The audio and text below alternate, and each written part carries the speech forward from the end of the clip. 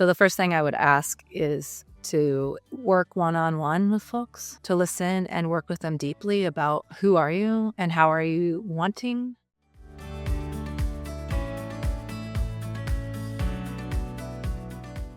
Well, welcome back to the Developing Doctor podcast. I'm your host, Ben Ranking.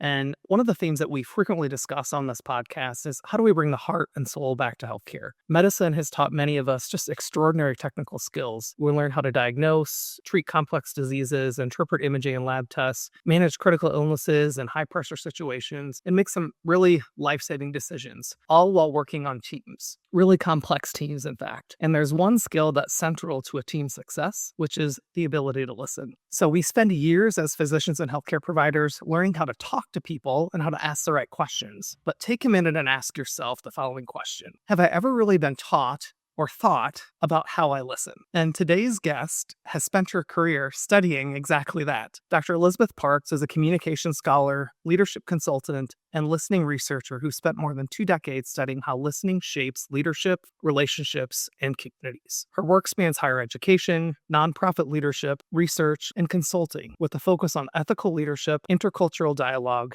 and the practice of listening in complex environments. She's also a co-author of Listening, the Key Concepts, which is a comprehensive exploration of the many forms and styles of listening identified in communication research. So today we're going to explore the art of listening, what it means and why it matters in healthcare, and how we can begin to practice listening as a skill. So with that long introduction, Dr. Parks, welcome, and I'm so happy that you're here.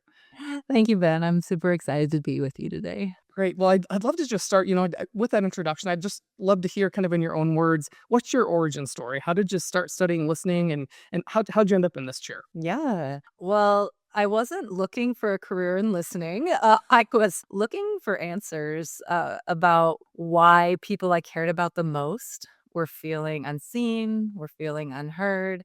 And I was trying so hard, right, to care, to be present, to show up as a listener. And things were just not going as I thought. People still weren't feeling heard. They were still responding to me with like, man, nobody's listening to me. And at the same time, I was trying to listen so hard, and it was leading to burnout and being in constant context of high distress and injustice was leading Mm-hmm. to me to ask some pretty serious questions about what it means to listen well. So I had started my career as a sign language interpreter, an American Sign Language interpreter, and I got my master's degree in deaf studies with a focus on culture and linguistics. So the first part of my career was all in international nonprofits where I was sitting with deaf folks all over Latin America and the Caribbean and really trying to listen well. What were their needs, what their communities' needs. And I was working with amazing people, amazing communities, amazing teams of people who cared. And the burnout was at a pace that was really alarming, considering how Mm-hmm. hard we were all trying to listen to each other in those moments of distress. So as I kind of kept hearing this refrain over and over again, like, no one's listening to me, I don't feel heard, I don't feel like people are with me, I paused and just wanted to know what that meant. And that was really Mm. a spark, both with listening in deaf communities where listening wasn't through the ears, like it was through Yeah. other ways of being and showing up, but also listening as people who deeply care to Mm. communities, to people, and what we might be able to do about this listening epidemic where people just don't feel like they were being attended to. So that was my first spark into this world. Oh, wow. Lots of places to go there, I think. But I think maybe a great place to start is you mentioned that in the deaf community, listening actually isn't the reception through your ears, right, of communication. And so how would you define listening? Like, what is listening, just to start there? Yeah. I think of listening as invitation. A lot Mm. of people think about listening as, somebody speaks and then somebody responds, and the listener is in this responsive, Mm-hmm. following, maybe potentially even more passive role. I Mm-hmm. really think of it now as the flip of that Mm. we as listeners are showing up as an invitational presence for people to speak to us. There's not very many people who will just go speak into an empty void. Yeah. We might even be listening to ourselves, right? And Yeah. so the ways that we show up in invitation, the ways that we're hospitable to each other, the ways that we ask questions and are curious and are open, that's the heart of listening. Yeah, it's more than just sensory input, whether that's the eyes or the ears. It's really Mm-hmm. about a heart's posture of showing up in ways in which we're listening to truly try to understand. And across all my research, I would say that's the core of it, Ben, is for people to feel really heard, to feel listened to, they need to see that we're trying to understand. Not already understanding and be like, I got it, and then out the door, Mm-hmm. but the intentionality of trying. And that's the invitational mode that is at the heart of listening. So, just thinking about that, then, medicine is a service industry. I mean, you were talking about working with nonprofit groups. So, at their heart, then you have people who really want to understand. I think they enter those spaces with a purpose. Yeah. But I think many times then we get it wrong. So, why do you think listening is misunderstood or maybe undervalued in places where I think people have very good intent, but maybe don't follow through in a way that they thought that they are? I think people have great intent. Hmm. I think in healthcare spaces, people have great intent, in nonprofit spaces and all of these kind of places where we show really deep care. The intent Hmm. is there. But the truth of it is, I don't think we're socialized into listening. I don't think we're actually explicitly taught to listen. Like as a communication professor, I've worked at different universities, and one of the requirements for so many folks going through undergrad is to take a public speaking course. But I have yet to be in an Yes. academic space in which a requirement is to take a public listening course, right? Like Hmm. we prioritize in so many professional spaces and public spaces that in order to be a great professional, right, to be a great person in whatever career you pick, healthcare included, it's the ability to express oneself, right? It's the Hmm. ability to speak in particularly persuasive ways. It's to be Hmm. articulate, right? But that flip is not only not in arcade, well, maybe it's in kindergarten, but it rapidly disappears Yeah. after that. Like, how do we listen? Right. And so Hmm. even in our everyday lives, our relationships and our families and our homes, and but also in our careers, I hear this phrase over and over again, man, if they would just listen. Yeah. But what does that mean to just listen? Like I just published a book last year that described 177 different types of listening. Right. And so Wow. even when we're calling to each other, like just Hmm. listen, I mean, that's not really possible. Are we listening for information? Are we listening for emotional intent? Are we listening just to show up and be present and empathetic? Are we listening to fix somebody's problems? And so I think about healthcare providers, and it's like, could be an easy thing to say, well, just listen more or just listen better. But I think it really is about listening differently. And I don't think we're given the tools in our own trainings, in our education, and just in society as a whole to really value listening and the many, many ways we show up as listeners Oh as much gosh, as we yeah. could. Yeah, yeah. Why do you think historically it's listening has been undervalued or underemphasized? I mean, has that always been the case? Is that a modern society issue? Is there a trend there that you've noticed or There's this banned book, at least it was for a while in China, Mhm. called Guiguzi, and it's about, like, the rhetoric, the rhetorical power of listening and how Mhm. persuasive listening can be, Yeah. and books like that get banned for a reason because of the power of listening and how we Yeah. can invite in different ways and shape people's perspectives, so I don't think it's everywhere at all time that it's been underappreciated or Mhm. underfocused. I think in the United States, in North America, in these kinds of spaces, I think it has been for a long time, in philosophical roots in Greece, right? There's a sense of focus on the word, right? Of Mhm. how Mhm. we present ourselves. And so for those of us with philosophical backgrounds, it's often about discourse or logos or with the word really being at the focus, but so much less attention is paid to, well, what is silence saying? What is happening in the betweens? Mhm. Somebody shows up with no words. What does that mean? And honestly, even in my background with the deaf community, Mhm. there's some spaces and philosophies that would say what differentiates humans from animals, right? If Mm. you want to make Mhm. a distinction, and Yeah. would say, well, it's language. It's like, well, what does language include? Well, language is words in particular ways versus it's communication and it's much more broadly conceived. Right. And so I think Mhm. there's constantly this focus on language, on words, on writing, and a decrease of focus on silence, on nonverbals, on the ways that we're showing up and using Mm. time and presence with more nonverbal intention, if that makes sense. Mhm. And I think it's hard to measure. Yeah. We in a culture that we're pressed for time in our healthcare spaces and our professional space. Mhm. We're looking for metrics of production. Mhm.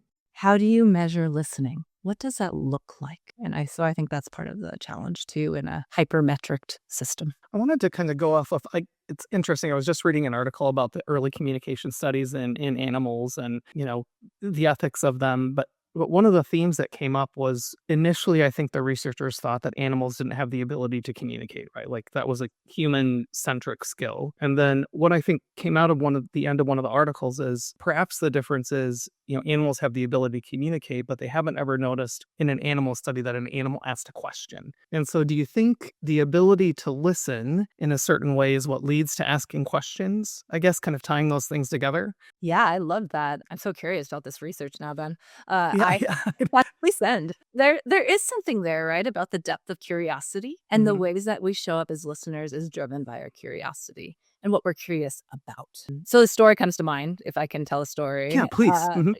So like in the late 2000s, I was in Paraguay and I was working with a small team there, trying to figure out how many sign languages are used in Paraguay and how similar are they to the sign languages in other spaces that I was Mhm. familiar with and Latin America as a whole. So it was hot, it was summer.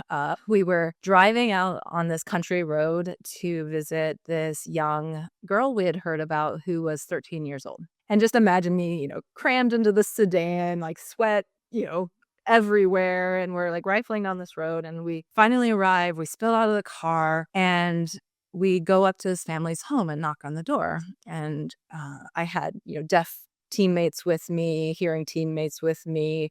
And the parents met us and were like, "Oh yeah, we do have a deaf daughter. She's locked in her room." And so we're like, "Well, can we talk with her? Can we speak with her?" And her parents like, "Yeah, of course." And so they bring her out. And the truth of the matter for this young woman is that she had been sent home from the deaf school because they just found her to be too much. She was acting Mm. out.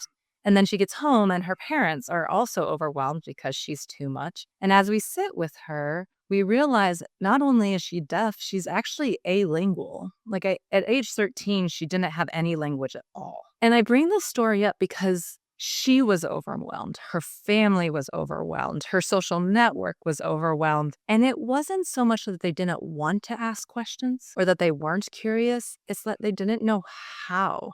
And there was no language that they shared. There's no, what I would say in my world is like a Yeah, code that yeah. they shared that allowed them to ask the kinds of questions that she could actually answer. Whether through Mm. sign language or spoken language or written language, she was kind of lost. I mean, truly lost in translation, right? She had some Mhm. basic home gestures, but beyond that, wasn't seeming to think in abstract thoughts, but she wanted to connect. She was very kind to us. And Mhm. so over the next 2 to 3 hours, my team sat with her, tried to interact with her, tried to see like how much abstract thought do you have and Mhm. what kind of Mhm. questions can we ask? And then honestly, we drove away from that particular situation having very little what I would consider meaningful connection or deep communication through language. Mhm. But we did show up as present. Mm. And I gotta be honest, like I, as a listener in that Mhm. context, didn't have the right kinds of questions, couldn't ask the questions in the right way. And this young woman was in a situation where she was trying to connect, but also couldn't Mhm. answer the questions. And so, we piled back in the car, we headed back to, the capital city. And I gotta be honest, Ben, like being wholehearted in that moment was anger Mm. and Yeah. frustration, Mhm. right? Anger at the system that failed her, anger at like nobody Mhm. should grow up without language or a way to communicate their deepest thoughts. Anger at ourselves for not being able to get further by asking the right questions. Yeah. And then it quickly, well, maybe not quickly, slowly, because it was a very long, hot ride, kind of switched over into this hope as well Mm. of Mhm. like her family clearly loved her. There Mhm. were now Paraguayan deaf people who were going to show up for her. And there was some kind of path forward versus her being locked in her room for what was considered her own safety for the next 80 years of her life. Wow. And so I offer that story, which I hope wasn't too long, is No. just this microcosm of I believe we as care providers have such Mhm. intent. And we all have limits to our professional techniques, right, and our skills. Yeah. And it really is not about asking a perfectly framed set of questions that give us hope, give us anger, allow us to live wholeheartedly in these relational professional moments. It's about understanding what's happening between people. Like, what is the code that we need to show up with wholeheartedly, with all of those emotions, to locate ourselves honestly in our professional moments and say, what is the language? What is the code that the people that we're talking with will understand? And where are my capacities and limitations to offer that curiosity and that question in a way that's received? So I both invite that conversation differently, but I also filled with enough humility that being wholehearted does not mean perfection. It means inviting in a way where people are seen, attended to, and honestly builds trust and ultimate hope that there's something else that could be better in the future. And that's the challenge I think that we're facing in healthcare and all our professional environments is a lot of our codes are breaking down. Like we're not actually communicating in the way that we even intend to, even with our Yeah. best intent. And that perfection piece gets in the way. If it doesn't go as planned or perfectly, then it just further erodes, right? Yeah. So tell me a little bit, I want to pivot a little bit to your listening framework. And so, Yeah. we talked about listening as a skill and sort of showing up with an intent, but how does your listening framework play into that? And how is listening a skill that can be developed? And just walk us through that. Yeah. So it's built on a foundation of kind of two really important pieces before I launch into the mnemonic and the tool. The first is that listening is deeply cultural, that even if we are in a culture that rewards output, presentation, persuasion, technical skills, that the ways that we listen have so much to do with how we were raised to listen, how we were Mm. socialized and trained in our professional environments to listen, and Hmm. that in order to be able to listening code switch to meet these different spaces, Mm. we need to be able to develop a toolbox, not a single listening skill, but Hmm. multiple listening orientations and postures. So that's my first piece that's really important here. The second piece is that I don't think that listening is automatic. I don't think that listening just happens because we have senses like hearing, seeing, tasting, all of these things that are polymodal parts of listening.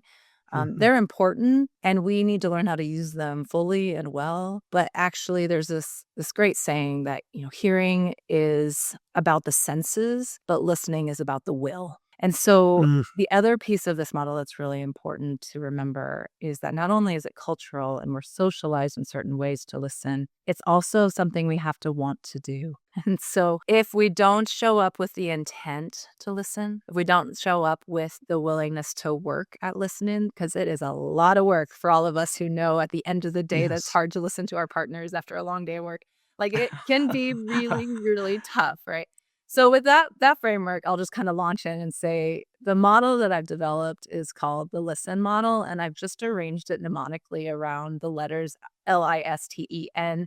And scientifically, it's like, oh, really? But yes, because sometimes it's just hard to remember, and I'm trying to like Yes, hook it is. into like what can we I do love a good easily? mnemonic. So, Okay, all right, all right. So here's what I'll say. It goes like this. L is for locate, I is for invite, Mm. S is study, T is trust, E is engage, and N is navigate. And I'll just run you really quickly through Yeah. them, and then we can think about like how could we actually use this.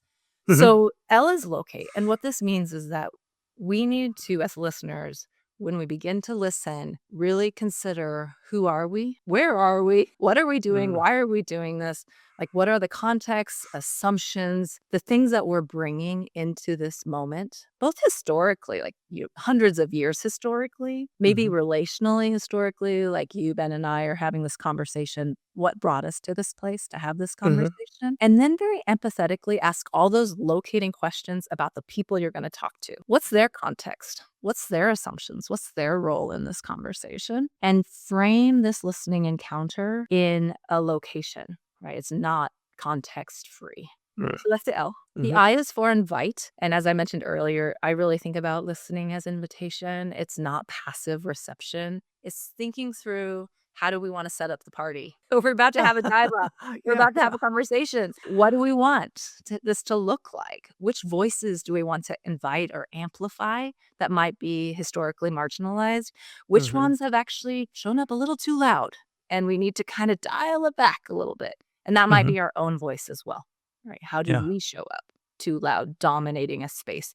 And where are we creating invitation and amplifying the voices that need to be amplified in the room? So that's I. The S is for study. And I think this is what most people think of as listening is like, what are the words they're saying? What are the nonverbals that they're Yeah. giving?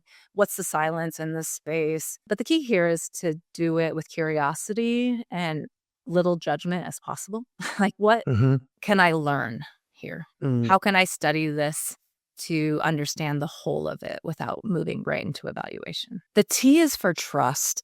And I think of this as the hinge, right? Like when Mm-hmm. you're in a moment with someone or some group, there needs to be trust that everybody's getting to the table with the effort to have a conversation or to have an interaction. If we Yeah. feel like we're in, a conversation and I suddenly am like, "Oh, I don't think Ben is trustworthy." That is not the Mm-hmm. case. But then I would need to pause and say, "Well, why is that? And should we keep having this conversation?" In contrast, we go into our clinical spaces, our professional spaces, and we're like, "No, I'm trusting that we're showing up to try to solve a problem or to provide great care for our patients or to really listen deeply to each other to gel as a team." If we have enough trust there, it doesn't have to be total trust, but it has to be some trust that the Uh-huh. investment we're making is worth it, then we can keep going. If it's not, then we need to pause and be like, is this actually worth it? Because if it's not worth it, then we easily move into extractive listening, performative listening. And that's where people really get hurt is when I thought you were listening and you betrayed me. Mm. Right. Versus, well, you didn't show up at all, so I didn't have any expectations. Yeah. So that's Yeah. kind of the trust pivot. Right. And Mm-hmm. that's where I would say you either exit or you keep going. Yeah. The E is for engage, which means you show up fully. You're not just physically present. You're not just, hearing things like in the corner of your ear, but Yeah. you're actually psychologically and socially invested in kind of some kind of reciprocal relationship. We are co-laboring, we're co-creating the situation together, and we're trying to get somewhere with it. And Mm-hmm. then N is the other part where I think things fall apart often in our professional spaces. The N stands for navigate, which is how we translate all of that work we just did into actual action. What's the Mm-hmm. response going to be? I think this is where listening can feel really empty to people. Like we're going to have a listening session or we're going to have a listening tour. They never hear the feedback. They don't know what the results are. There are no Mm-hmm. changes, right? And so leaders, especially, but all of us in these kind of listening spaces need to Mm. figure out how to navigate a way through where we're genuinely honoring what's shared. Mm. We don't necessarily give people what they want, but we have aligned, attuned, co-created in a way in which people's values and insights are really part of the picture. And we're navigating a path forward that is kind of a joint decision. And I think if you can make it through this LISTEN, path, and it's never a one-time thing because listening, we never stop communicating, right? It's more of a posture of showing up, evaluating and valuing that wholehearted relationship and exchange that's going to happen. And that's why whenever people are like, this is a soft skill, I'm like, whew, well, Yeah. it's a very All of that hard is so hard. Yeah. So hard. it's a hard soft skill, Yeah. but it's a foundation, it's invitation. And I think through this, we create those kind of conditions for honest dialogue, which is what you care about so deeply in healthcare and among physicians and in all of our professional spaces. Everything that you just said resonates so much because I've been in so many. I've been in my position for over 20 years. That's a long institutional knowledge, and there are peaks and valleys, right? And I think when things fell apart, it absolutely was either that people lost trust, and it was hard to find a path forward, no matter what the intent or what actions were taken. If there wasn't trust, it didn't matter. And Yeah. then at times when people were trusting the process and trusting everyone, and then there wasn't an outcome, things also blew up, right? So, wow, that resonated so much. Yeah, I really think trust and listening is inseparable, right? We show care, we show comfort, we show respect, love, safety. We show that we're taking off our armors, right? And bringing down the walls that have prevented true connection. which helps us Mhm. do our job, right? The best Mhm. if we're like clearly communicating and in line with each other. That trust part you're speaking of, you're not alone. I think anybody listening to this or talking about listening understands that when information is withheld or people feel unheard or there seems to be a wall we just can't get through, that our everyday interactions, whether clinical interactions or any kind of professional interactions, are going to be affected. Yeah, I mean, trust is definitely just a major issue in healthcare and in society. And so, I guess, how does listening, so truly listening, influence trust? But then you kind of mentioned, how does trust influence listening? And so, do you end up in the cycle where, how do you get out of that cycle? I guess, where I'm not listening because I don't trust you. I don't trust you. So, how do you break that? I mean, how do we get through it, right? Yes, how do we? Yeah. Because trust is relational. So even if I decide or you decide to trust or that there's enough trust, we both have to decide, right? Like we all have to decide. And that's Mm, when it gets really, really difficult and vulnerability, shows up because it doesn't feel great when we're trying to be highly successful professionals to know that so much of our success depends on somebody else also doing trust. mm, Like, mhm. trust just can't be one-sided, Yeah. and so I think key to this whole thing when we're thinking about repairing trust or pursuing trust or what comes first, listening and trust or trust and listening, I might point to consistency. I feel like that. I think that there's something here, Ben, around the need to adapt how we see our interactions with each other. And then once we've decided how to adapt, and that's all that studying that goes into place and navigating what needs to happen, we ourselves, when we're trying to be trustworthy, show up with consistency across time. Like people know what to expect from us from day to day, from year to year. And yes, there's peaks and Mhm, valleys. We're human, but at mhm, some fundamental level, uncertainty is exhausting. mm, So to build trust, if we can be consistent across time, that helps people know what to expect. And even if we don't show up as our yeah. best selves, because sometimes I don't, Yeah. they know that that's not the status quo. They know that there was a blip and they can explain it through some kind of external symptom, Yeah. right? It's not like I a like that. core part of me being a horrible human. I think the other couple pieces about consistency is not just building consistency across time, but building consistency across relationships. And Mm, so when we're in these professional environments and physicians are working with physicians and physicians are working with nurses and physicians are working with technicians or physicians are working with APPs, whatever it is, that consistency also has to hold across these different kinds of roles, across different uh, hierarchies, across different status. And that's challenging, right? Because our codes change. Like I would talk differently to a member of my internal professional community than somebody who may not know my jargon, right? Or may not know oh, so my true. Yeah. code. And so Yeah. we build trust with each other of like, I'm just going to jargon you. Like Mhm. we share a community because we share the same language, we share the same code. Yes. When we build trust across roles, they might not have that language. That 13-year-old girl in Paraguay doesn't share a language with me, but I still believe I can build trust. And that's by adapting how I'm showing up across relationships, but in a way that's consistent, that shows these are the values I hold. This is the integrity I have, but I'm code switching to match you where you Mm, are. mhm, And that movement is really tough because it shows both consistency and adaptability at the same time. mhm, And then the final thing I'll say is like you've got time, you've got relationships, and then you've got context. Like, are we showing up the same way in the OR as we are in the clinic, as in we are in a mm, department meeting, as we are in our writing of articles and research? If the answer is like, how can this be the same person? Then we really need to pause and reflect and say, how are we building trust across contexts? Because trust repair doesn't just happen in one moment, and it's not with some grand gesture. The truth is, we're all watching each other. Like, we're mhm, looking for consistency. Who are you? How do I show up with you? And if I'm trying to adapt to match you and you are all over the place, I'm just going to stop because it's so exhausting. And so that's that mm. kind of, does listening come first and then trust, or trust and listening? I think it's all in there at the same time, but it's built through these micro interactions, not some grand gesture. That My makes a lot of my sense. Yeah. grandma and grandpa used to say that my grandpa would say, I told you I loved you when I married you. I'll let you know if anything changes. And my grandma would be like, that's not enough. Like, that's not how love works. That's not how trust works. And so I think the same here, right? Sometimes we're like, Yes. I didn't change anything. Why would you think something changed? And Yeah. we forget that all of those micro things are adding up over time. I'm Mhm. curious, Ben, does that resonate with It does, your and I think as I was sort of thinking through it, it sounds like if we show up to spaces with the same values, with sort of the same mission, the same strength, sort of the same core of our being, that's one piece. So that's sort of the consistency.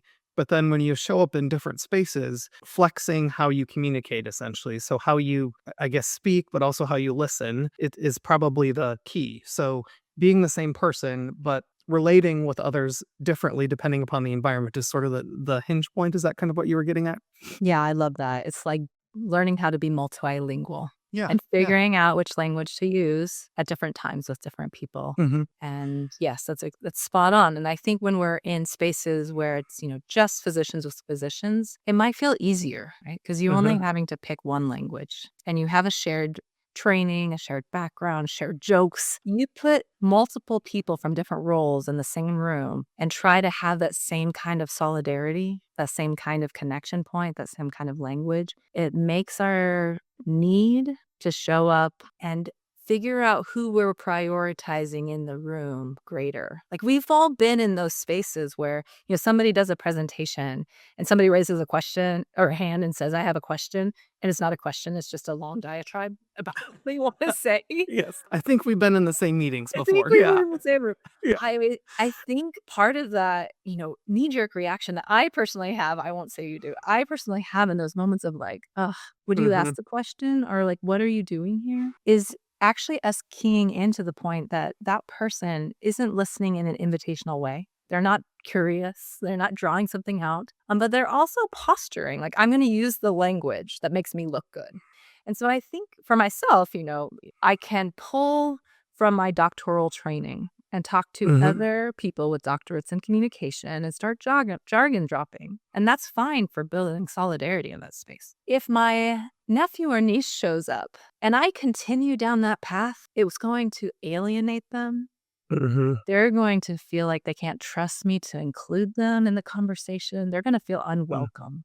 mhm, And so I, from my position of power, right, in that mm, space, look at this one or two people who show up that I really love and care about and that are important to me. And I'm going to change the way that I talk. mm, And I'm going to change the way that I listen. And that's the trust part, right? Is mhm, figuring out who is our audience? Who are we inviting into the space? Who are we locating? And then adjusting all the little micro communications to make sure that the people that we are most focused on amplifying their voices actually get invited to the table. And mm, that's really exhausting work, but yeah. really important work. I think I'd like to maybe try an example here that I think many of us encounter in medical education, and I know we have struggled with in my immediate work environment. So, you know, as you kind of mentioned, we're in a hierarchical system, right? We've got attending physicians, we've got junior attendings, we've got trainees, and one of the issues that has bubbled up recently for us, and I know in the past it's bubbled up elsewhere, is evaluation of learners. And so, especially when you have this, wonderfully diverse sort of environment where we have people from across the country and across the world and bringing lots of different backgrounds into our workspace, and then they all receive the same paper evaluation. And there's been concern in the past that, hey, I think my evaluation was biased because of this identity I hold. Or how do you navigate that? So how would you, if someone contacted you as in your consulting business and said, hey, we have concerns that we have some unconscious bias that's influencing our evaluations, like how would you sit down with the group and kind of walk through your framework to get to the heart of that? And that's probably a really big meaty question, so I apologize in advance. I'll give it my best effort. Mhm. So first I have a question for you, and this Yeah, is actually how I would do it as a consultant. I have some questions.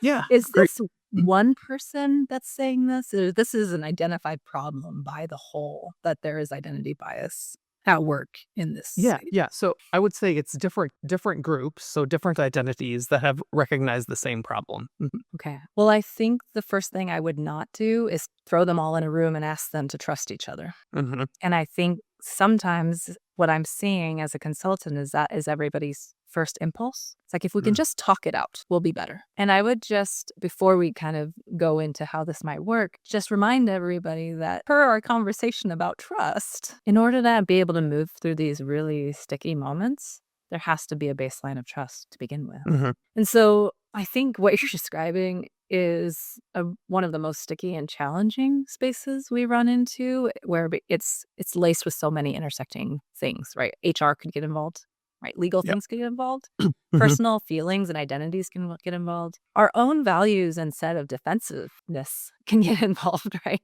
Like healthcare is not unique to what you're describing, basically. So here's what I would suggest. First, figure out how you locate yourself as individuals and as a group. So if this is about identity, then do people really have a good sense of how their identity is showing up in the workplace?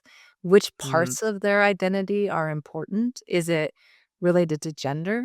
Is it related to race? Is it related to Mhm. sexuality? Is it related to professional role? Right? Like, when you show up in this organizational context, I would ask the question, what identities are salient to this space? Mhm. Mhm. And how do you locate yourself and how do you locate each other? So the first thing I would ask is to work one-on-one with folks, to listen and work with them deeply about who are you and how are you wanting to show up? What's your image in this space? Because part of Mhm. this work is managing that image and that identity. Once people get really clear for themselves on who they are, which some people are already very clear about, and honestly, in my work, a lot of people aren't. They Mhm. haven't really Mhm. stopped to do that reflection of how is my set of identities impacting how people are seeing me and how they're interacting with me.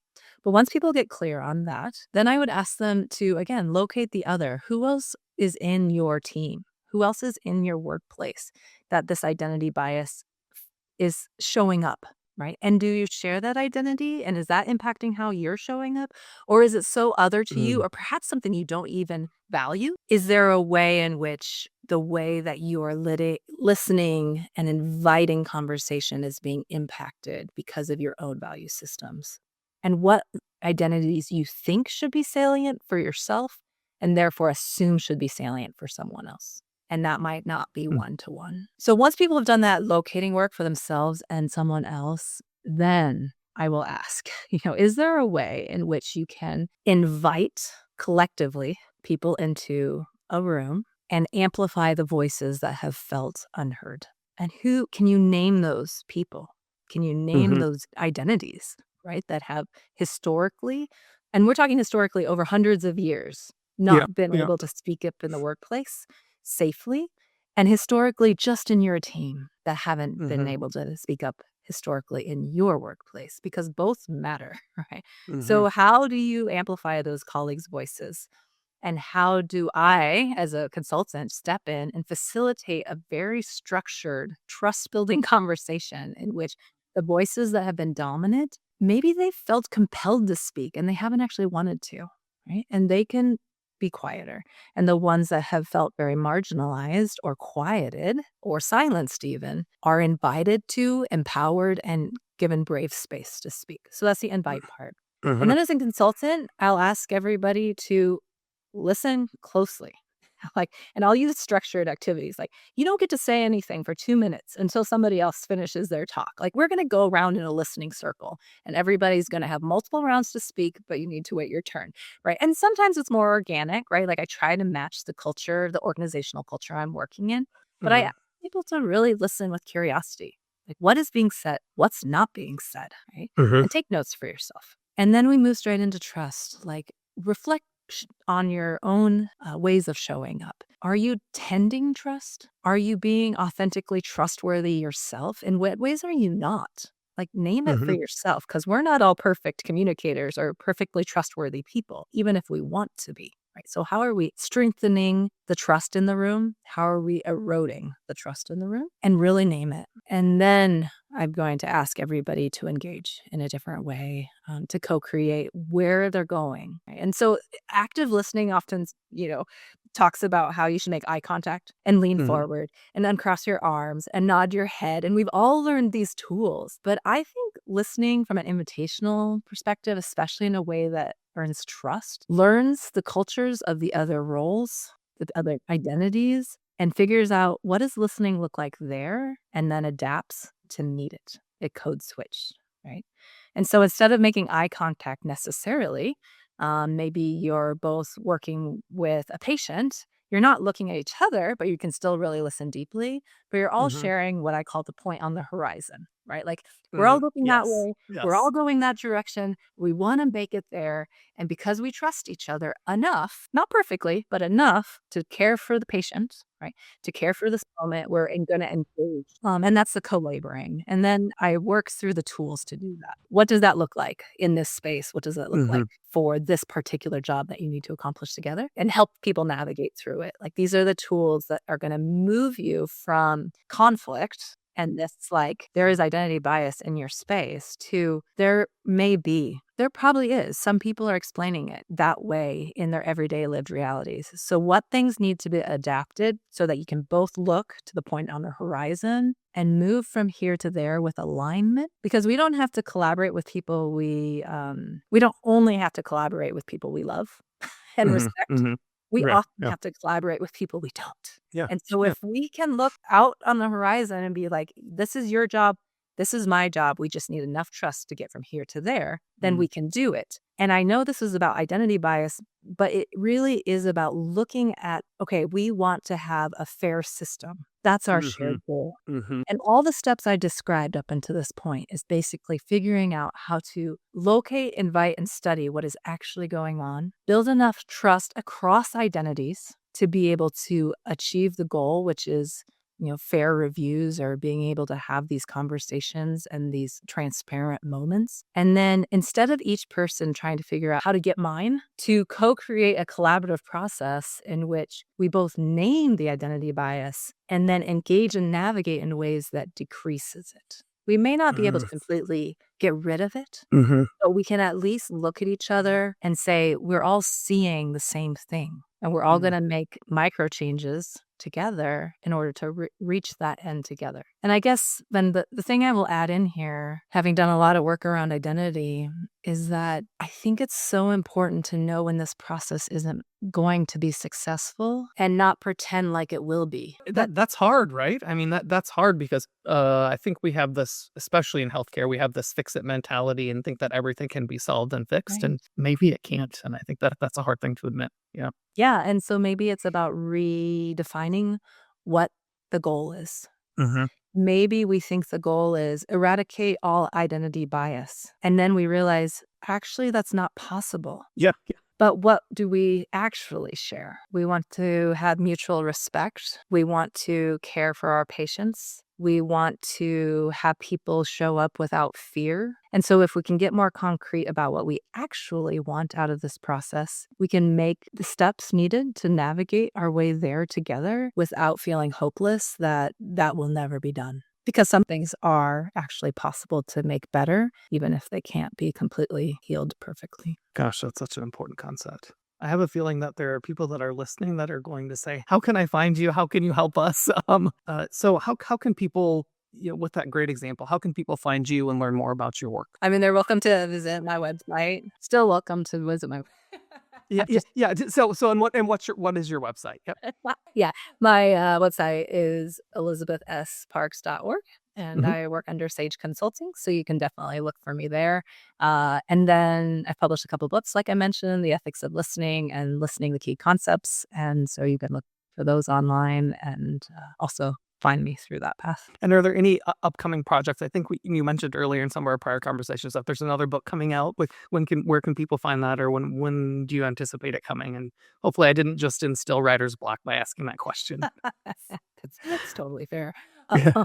So the book I'm working on right now is really translating all of the academic philosophical work around Hmm. ethical listening that I've done into a much more practical, hands-on field guide, can you say, for Yeah. like Yeah. leaders and facilitators and change makers of all kinds. And so this book is filled with like checklists and templates and case scenarios where people and leaders can just like rip the page out and fill it out and use it for their own needs.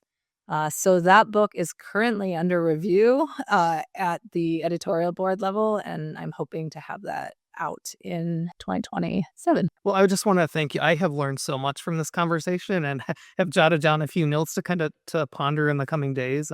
Thank you so much for your time and sharing your expertise. Thank you for the generative questions and the chance to talk about listening, my favorite topic. Just to sort of summarize, listening is one of the most powerful and underrated skills in medicine. And we often think that compassion requires time, but really maybe it just requires attention. And so, if you'd like to learn more about Dr. Elizabeth Parks and her work on listening, leadership, and dialogue, you can visit her website at elizabethsparks.org. And I encourage you to explore her writing and resources on the practice of listening. If you enjoyed today's conversation, please share this episode with a colleague or friend who cares about bringing the heart back to healthcare.